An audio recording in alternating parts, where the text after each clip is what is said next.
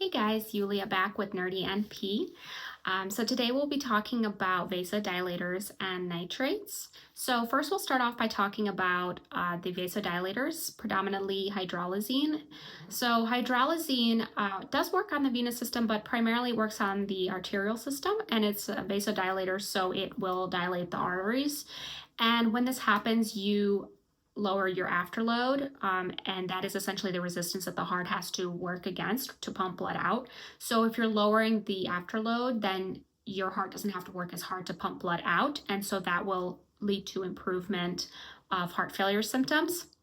In contrast with your venodilators, like your nitroglycerin or your Imdur, which is your Isosorbide, you have dilation of your venous system, and so that will reduce the preload, the amount of blood returning back to your right atrium. And by reducing the preload, we're reducing the workload of the heart because it doesn't have as much volume, so it doesn't have to contract as hard to pump out a larger volume of blood. And so this will also reduce your heart failure symptoms by decreasing oxygen demands.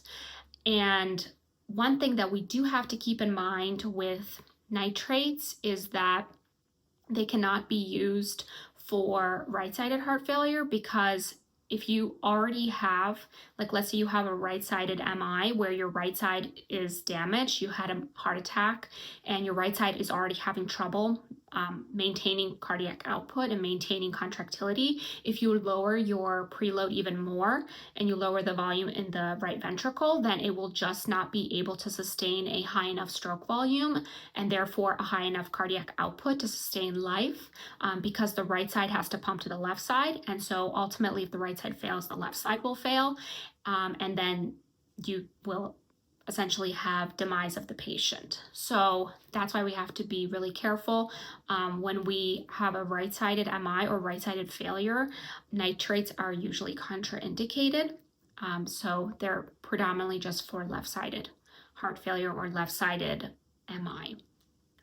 So that pretty much covers the mechanism of action of the hydralazine and the nitrates. Obviously, things that we have to keep in mind, side effects. One of the major side effects of nitrates is headache. So a lot of patients who take nitroglycerin or Imdur, they often complain of headache, so that's very common.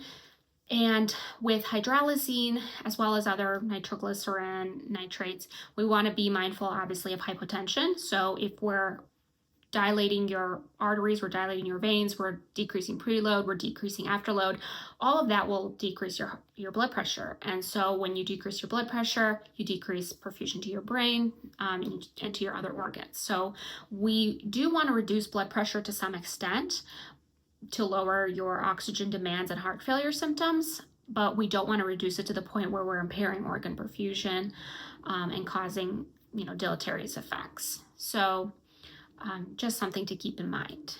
That is, in a nutshell, nitrates and vasodilators and venodilators. So I hope you enjoyed this episode, and I hope you join me on the next episode of Nerdy NP, and I can't wait for the next episode.